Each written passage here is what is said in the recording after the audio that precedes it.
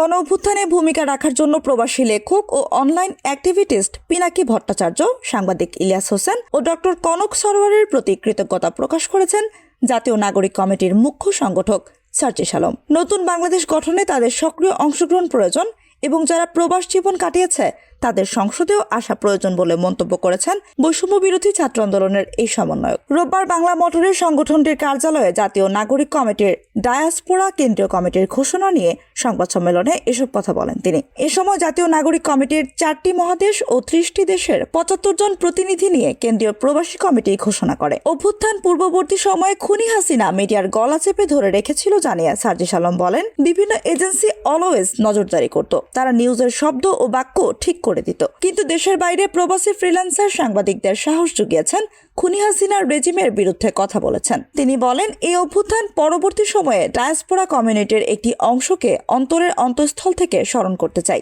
আমরা যদি উচ্চারণ স্বরূপ ইলিয়াস ভাই, পিনাকি দাদা, কনক সরোয়ারের কথা বলি, তাদের মতো এমন অসংখ্য ব্যক্তি ছিলেন যারা ওই রেজিমের বিরুদ্ধে দেশের বাইরে থেকে কথা বলেছেন এবং এখনো তাদের জায়গা থেকে দেশের জন্য কথা বলছেন। আমরা আমাদের এই ডায়াসপোরার প্রতি কৃতজ্ঞতা প্রকাশ করছি।